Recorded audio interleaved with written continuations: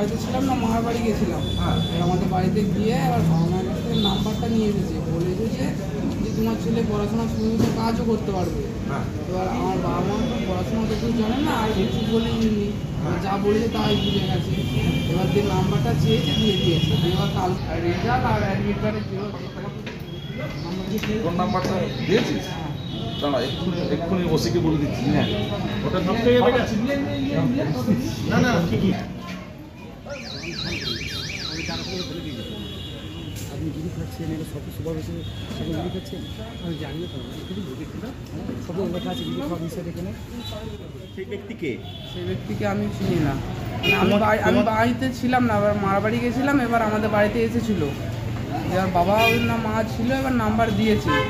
তখন এবার গতকালকে আমাকে ফোন করেছিল বৈকালবেলা যে কাজের সন্ধানে এবার আসতে 3টে সার্টিফিকেট কাগজ নিয়ে ডকুমেন্ট নিয়ে।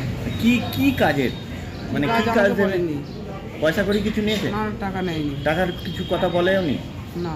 তাহলে তুমি লোকটাকে চেনো? না, চিনি না। আমাকে বলেছিল যে পড়াশোনার সাথে ইনকামও করতে পারবি। এবার বাড়িতে বলেছিল, এবার বাড়িতে বলেছে, এবার আমার নাম্বারটা তাই জন্য দিয়েছিল। এবার কালকে এবার বৈকালবেলা আমাকে কল করেছিল যে কাস্ট সার্টিফিকেট জেরক্স আর এসি কার্ড আর রেজাল্ট আর অ্যাডমিট কার্ড এগুলো নিয়ে আসতে বলেছে। কোথায় আসতে বলেছে? মানলাম হসপিটালে। আচ্ছা, 1 নম্বর গেটে আসতে বলেছিল মহকুমার। আচ্ছা, এবার এসেছি, এসে ফোন করছি, আমাকে বলছে পরের সপ্তাহে আসতে। ফোনে কি বললো তো তোমাকে? ক্লাস করছি, মাধ্যমিক পাস করেছে। হ্যাঁ, ফোনে আমার দেরি হয়ে গেছে আসতে, এটাই বলছিল। নিয়ে আজকে আর হবে না? না, আবার পরের সপ্তাহে বলছে। হসপিটালের ভেতরে সিলেকশন হচ্ছে বলছে, 11টা থেকে সিলেকশন হবে 5টা পর্যন্ত হাসপাতালের ভিতরে। হ্যাঁ, 5টার আগেই এসেছে তো? হ্যাঁ, 5টার আগে এসেছি। কোথায় সিলেকশন হচ্ছে জিজ্ঞেস করছি, সেটা বলছে না। তোমার কি মনে হচ্ছে যে আজকে কি করলে তুমি? আমি কেস করেছি এই নাম্বারে। তার কাছে অভিযোগ জমা দিলে? জমা দিয়েছি। আচ্ছা, কিছু বললো না, কমপ্লেন অ্যাকসেপ্ট করে নিয়েছি। কি নাম? কিছু বললো? কিছু বলেনি। কি নাম তোমার? আমার নাম কিশোর মালিক, বাড়ি ওখান করেছি।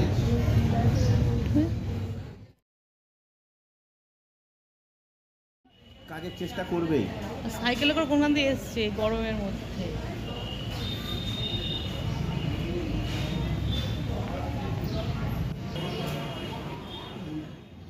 অ্যাকচুয়ালি আজকে সকাল তখন 10:30 11টা বাজে একটা ছেলে হঠাৎ করে আমাদের অফিসে আসে।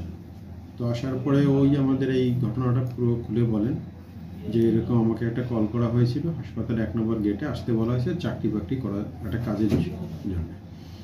তখন তাকে আমরা বলি যে কে ফোনটা করেছে, তখন সে আর ফোন করেনি আমাদের সামনে। আমরা পুলিশকে যথারীতি ডাকি, আমাদের ক্যাম্প এখানে যে ইনচার্জ আছে ক্যাম্প ইনচার্জকে কথা বলিয়ে দিই। তখন সেই নাম্বারটা ফোন করার পরেও সে ফোনটা সেই মুহূর্তে কন্ট্যাক্ট করা যায়নি। তারপরে ও একটা আমাদের এখানে অভিযোগ করেছে, অভিযোগপত্রটা আমরা পেয়েছি।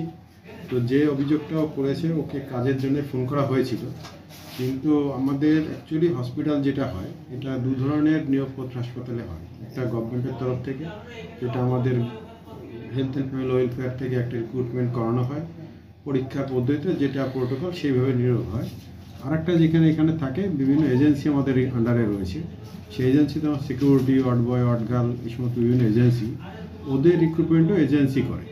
গভর্নমেন্টের সাথে তাদের একটা এগ্রিমেন্ট থাকে, আমার এত স্কোয়ার ফিট কাজ বা আমার এতগুলো ম্যানপাওয়ার লাগবে।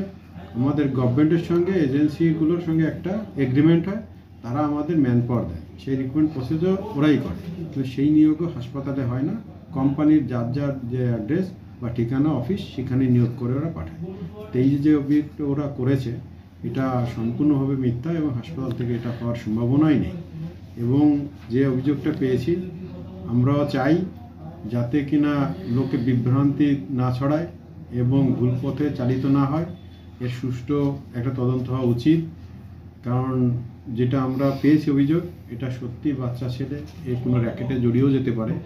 তো আমরা আমাদের লোকাল পুলিশ স্টেশনের সঙ্গে কথা বলে এবং আমরা এটাকেই ফরওয়ার্ড করব যাতে কিনা সঠিক তদন্ত করে এটা উদ্ধারের ব্যবস্থা করানো হয়।